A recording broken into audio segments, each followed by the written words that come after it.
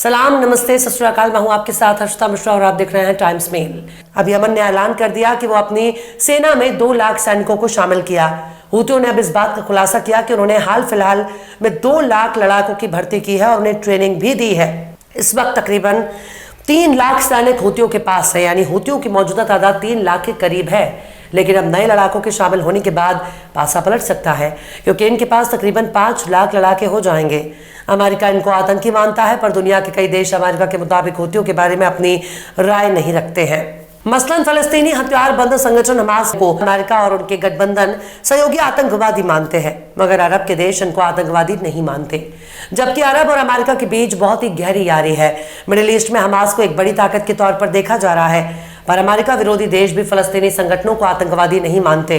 मिसाल के तौर पर बीते दिनों खबर आती है कि रूस ने हमास और तमाम फलस्तीनी संगठनों को मिलने के लिए मॉस्को बुलाया। इसी तरह से बीच बीच में कई बार खबर आ चुकी है कि इजराइल और हमास के बीच शांति वार्ता के लिए कतर पहल कर रहा है। कई बार इजराइल और हमास के बीच मीटिंग भी करवा चुका है और दोनों के बीच बातचीत करवा रहा है। जबकि इजराइल को हमास घुसपैठिया मानता है और हमास को इजराइल आतंकवादी मानता है। ठीक यही हाल अमेरिका का है। अमेरिका ने जिस तालिबान को आतंकवादी करार देकर 20 साल तक जंग लड़ता रहा, उसी तालिबान के साथ एक मेज पर बैठकर दोहा में समझौता करता है और तालिबान के साथ सीज फायर कर लेता है। यानी मौके और हालात के हिसाब से अमेरिका के लिए आतंकवाद और आतंकवादियों के मायने बदल जाते हैं। पर ये तो कुछ भी नहीं है। अभी हाल ही में हमने आपको चीन के हवाले से एक खबर सुनाई थी, जिसमें चीन ने हमास का पूरी तरह से समर्थन किया, यहां तक कि इजराइल के खिलाफ हथियार उठाने को जायज ठहराया और यह भी कहा कि जब कोई आपकी जमीन पर कब्जा कर ले तब हथियार उठाकर जंग लड़ना चाहिए। और इसे चीन ने आजादी पाने के लिए हथियारों से जंग का समर्थन किया। यहां तक दुनिया भर में आजादी पाने का यही तरीका बताते हुए हमास का समर्थन किया। जितना खुलकर चीन ने इस मामले में अपनी राय रखी है, इतना खुलकर हमास के समर्थन करने की हिम्मत अरब के जुब्बे वालों में नहीं है। वहीं अगर यमन की बात की जाए तो यमन ने अपने जिन 2 लाख लड़ाकों को हूती सेना में शामिल करने की दावा कर रहा है, उसके बारे में अल जजीरा ने काफी विस्तार से बताया है। अल जजीरा के मुताबिक हूतियों ने प्रवक्ता ने कहा, अब से उनके ग्रुप ने फिलिस्तीन के समर्थन में लाल सागर में अपनी कार्रवाई शुरू की है। तब से हौतिस से 2 लाख से ज्यादा नए लड़ाकों की भर्ती और उनको ट्रेड किया है। गजा में युद्ध विराम के लिए इजराइल पर दबाव बनाने के लिए हूती स्वेज नहर के रास्ते में बॉब अल मंडेब से गुजरने वाले इजराइल से जुड़े जहाजों को रोक रहा है और उन पर हमले कर रहा है।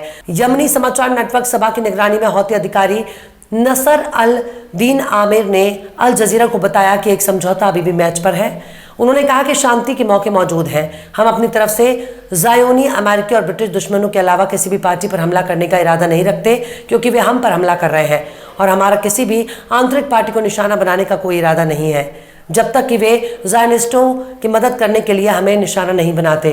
साफ तौर पर हूती का कहना है कि जब तक इजराइल की मदद में हूतियों को कोई देश निशाना नहीं बनाता, तब तक वो दूसरे पर हमला नहीं करेंगे। उन पर जिसने हमला किया है वो उन पर हमला कर रहे हैं।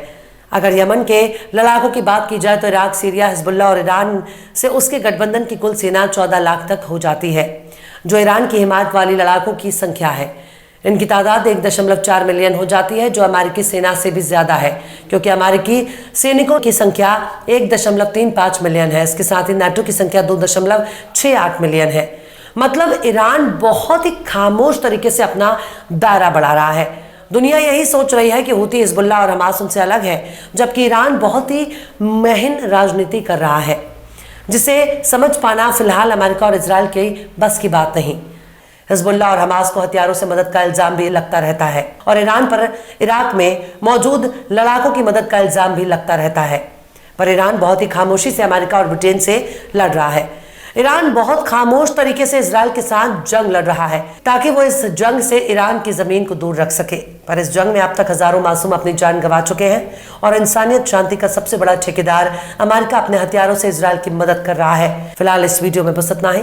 ये वीडियो आपको कैसा लगा कमेंट बॉक्स में आप जरूर बताइएगा। वीडियो पसंद आए तो लाइक करें। हमारे वीडियो लिंक को फेसबुक, ट्विटर, व्हाट्सएप पर अपने रिश्तेदार, यार, दोस्तों को भी शेयर करें और बेबाक, निष्पक्ष, स्वतंत्र पत्रकारिता को सपोर्ट करने के लिए आप हमारे चैनल टाइम्स मेल को जरूर से सब्सक्राइब करें और हाँ, बेल आइकन की घंटी वाली बटन भी आप जरूर से दबा दें, ताकि आपको हमारे आने वाले नए वीडियो की नोटिफिकेशन फौरन ही मिल जाए। फिर मिलता है किसी और वीडियो में एक नई खबर के साथ। हर्षिता मिश्रा को दीजिए इजाजत। जय हिंद।